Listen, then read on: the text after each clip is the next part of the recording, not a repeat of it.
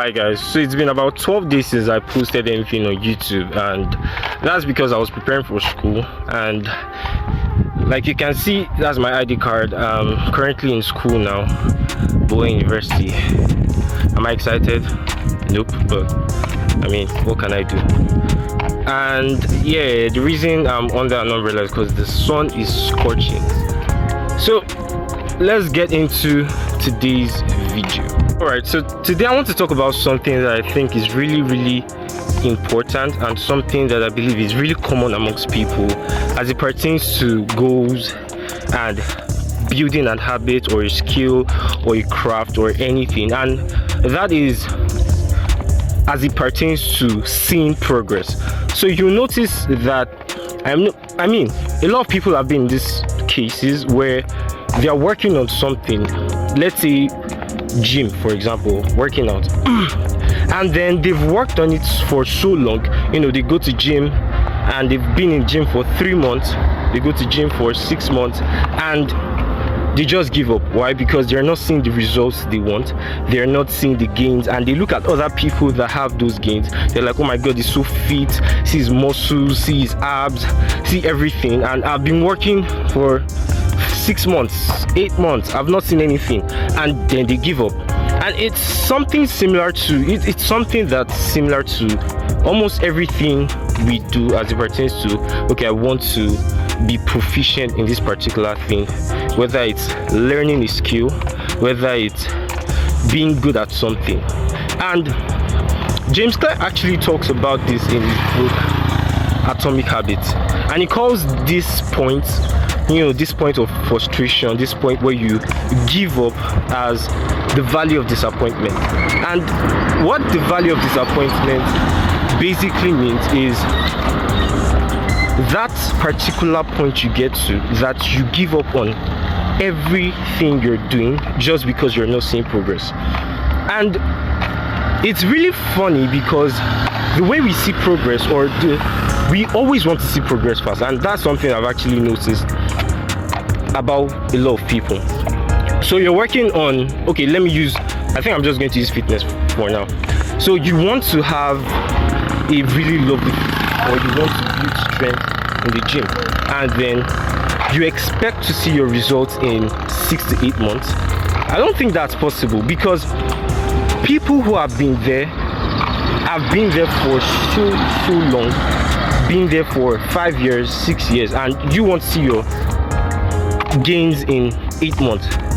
And I think this is something that I think is a really big problem, because if you want to see your gains fast, or you want to see results fast, then you crush fast, you get discouraged fast. Before I even get to that, let me explain why we don't see results. And James Clear also talks about this. He calls it the plateau of latent potential.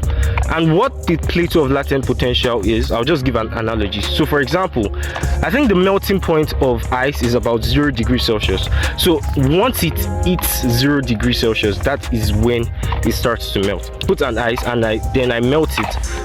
It was let's say minus 5 degrees Celsius.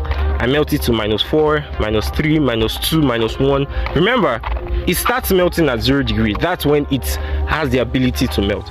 So let's say it goes from 0 to 1, from 1 to 2, from 2 to 3, and then when it got to 4, it started melting. I hope you know that it's not the 4 degrees Celsius that melted the ice, but a compound of every single Celsius or every single heat before that. And another example is, okay, someone opening a pickle jar.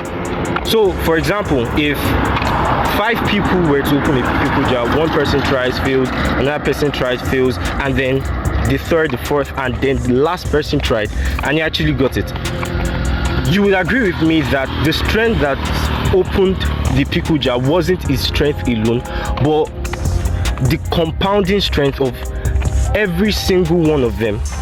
It's more like they losing it for him, then he just opened it, right? It's just a very outright perspective of how growth happens, how results show. So a lot of people think that A lot of people think that growth happens with time, but growth doesn't happen with time, it happens with frequency.